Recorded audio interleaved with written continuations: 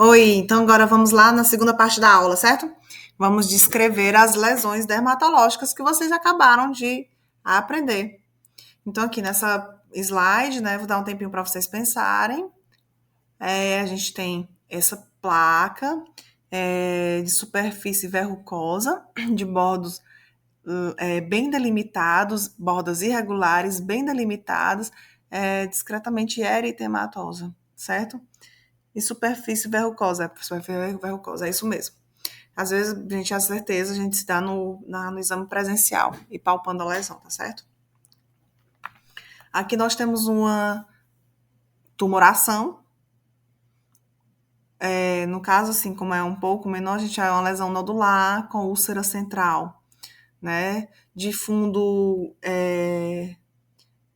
de fundo, de fundo não purulento, né? Você não vê uma secreção purulenta, certo? Bordas possivelmente infiltradas, possivelmente se trata de uma lesão neoplásica, né? Então tem muita infiltração possível, né? Então, bordas infiltradas com ulceração central, certo? E aí nós temos lesões vegetativas, né? Em região de glande e de pênis, possivelmente lesões de condiloma, né? Ou HP causado pelo HPV. E uma lesão bem clássica da dermatologia, né? Essa é uma lesão de psoríase. É uma placa eritematosa, descamativa, de bordos bem delimitados, certo? Bem característico da psoríase, essa descrição. Agora a gente vai para a avaliação dermatoneurológica, certo? Isso aqui é uma revisão que vocês vai importante para vocês, né? Que vocês vão ver muitos pacientes com hanseníase. O Brasil, infelizmente, é um dos campeões da hanseníase, né? E nós, a Indonésia e a Índia, estamos na liderança dos países que têm mais pacientes com hanseníase do mundo, certo? Então, assim, na avaliação dermatoneurológica, a gente tem que pesquisar a acessibilidade, e a acessibilidade normal depende da integridade dos troncos e das finas terminações nervosas, né? Então, assim, só para lembrar vocês, né, que o bacilo, ele penetra, ele ataca, digamos assim, o sistema nervoso periférico, principalmente, e a pele também, né, o bacilo da hanseníase. Dessa forma, ele pode sim dar essa lesão neural e evoluir também para perda de sensibilidade local. Além disso, existem também o que a gente chama de reações rancênicas, né? Que tem a reação do tipo 1 e a reação do tipo 2, ou seja, é o nosso corpo reagindo ao próprio, contra o bacilo da hanseníase, né? Só um adendo, gente, a hanseníase antigamente a gente chamava de lepra, por questões de estigma e de preconceito, a gente parou com essa terminologia, né? Esse jeito de falar de lepra, né? A gente não fala mais lepra, a gente fala hanseníase, né? Então, assim, a gente pode ter lesão neurológica por dois motivos: pela própria reação rancênica, que seria uma reação exacerbada do nosso corpo contra os bacilos, e a gente também tem a lesão da própria hanseníase, né? Da própria micobactéria, no sistema nervoso periférico, certo? E dessa forma poderia dar perda de sensibilidade. Antes do teste da acessibilidade, só lembrando, gente, que a acessibilidade você pode alterar na hanseníase: térmica, dolorosa e tátil. É o TEDOTA. Por que TEDOTA? Porque primeiro se perde a térmica, depois você perde a dolorosa e no terceiro momento você perde o tátil. Então, assim, o mais sensível de todos, né, que você vai testar seria a térmica. Você pega aqueles tubos de saia, você esquenta água em um, e em outro você bota água gelada e você testa no paciente. Explica ao paciente o exame a ser realizado e mostrar a técnica. Com o paciente com os olhos abertos, ou seja, você chega seu Francisco, aqui na sua pele só está sentindo isso aqui é o quê? Isso é quente, doutora. E aqui, esse outro tubinho, ele é frio, doutor. Então você testa o óbvio, assim, porque pra gente pode ser óbvio, mas o paciente pode não ser, mas a gente explica para testar na pele sã. Depois a gente pede o paciente fechar os olhos e a gente testa tanto o tubo mais quentinho como o tubo mais frio, na pele sã e na pele acometida, para a gente ver se tem ou não tem alteração de sensibilidade. Cuidado, cuidado, para não botar uma coisa muito quente, testa antes, porque você pode estimular a dor ao invés da térmica. Então, você vai testar outro tipo de sensibilidade, certo? Então, assim, TEDOTA, primeiro se perde a térmica, depois a dolorosa e depois a tátil. Dois tubos de vidro, né? Cuidado com as temperaturas acima de 45 graus, para não despertar a dor e não o calor. Testar tanto a pele sã como a pele não acometida, pede para o paciente fechar os olhos.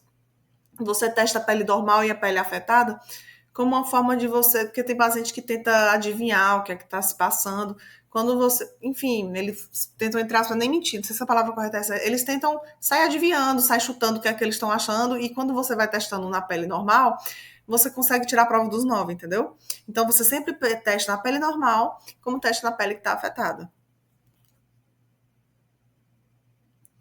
A sensibilidade tátil, gente, é basicamente você pega um chumaço de algodão.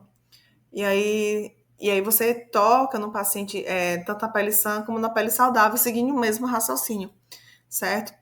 Da questão da sensibilidade térmica. A palpação dos nervos, gente.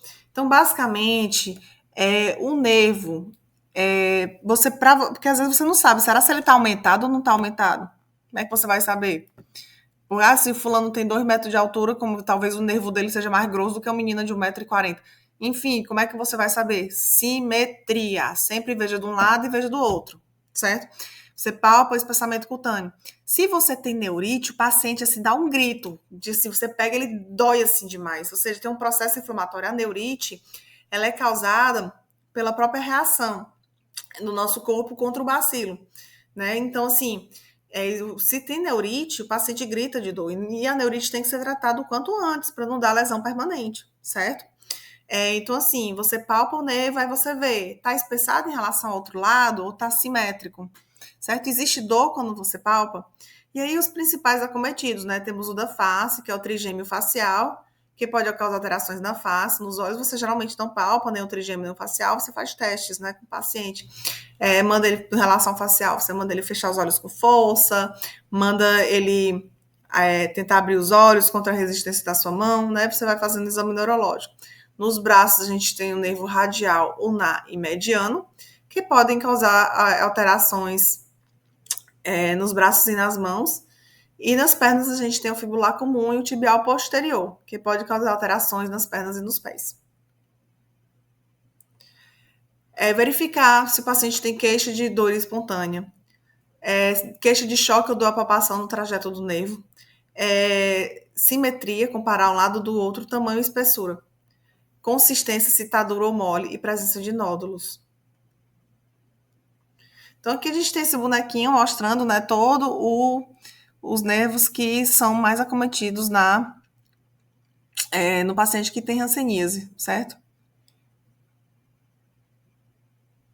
Então, assim, é muito importante isso, né? A gente tem o radial. Radial, basicamente, é o que está relacionado aqui ao esse primeiro quirodáctilo aqui, né? E a gente tem o ulnar, que basicamente é o quinto e o quarto quirodáctilo, né?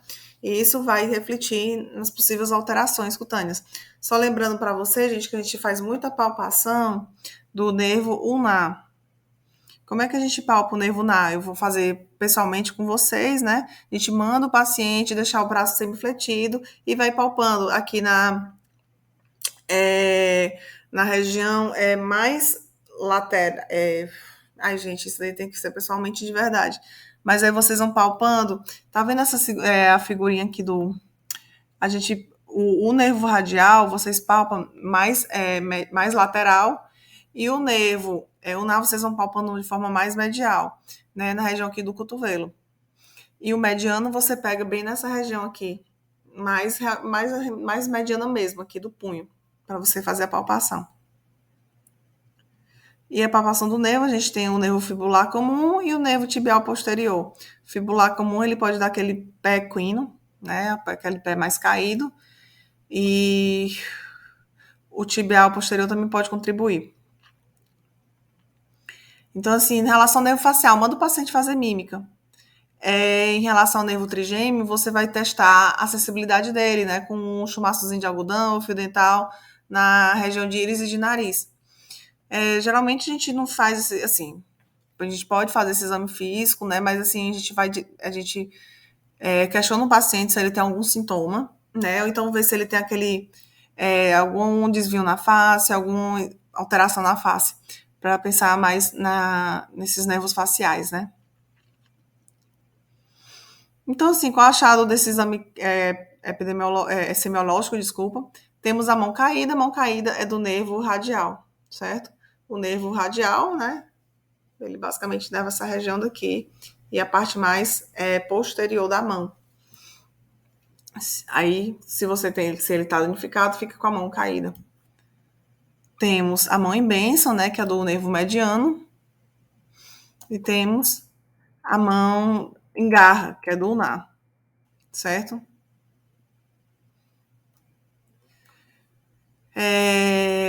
Muito importante também, gente, a gente vê isso aqui, ó, existe uma atrofia dos interósseos, ou seja, você vê que entre os ossinhos está bem consumido, que também pode significar neuropatia no paciente com hanseníase. Gente, essa parte de exame neurológico no paciente com hanseníase vai ser um prazer fazer com vocês nas aulas práticas, né, nas aulas que a gente vai ter nas nossas quartas-feiras. Espero que vocês tenham gostado dessa aula. Vai ser um prazer tirar dúvidas e responder vocês todos. Um grande abraço.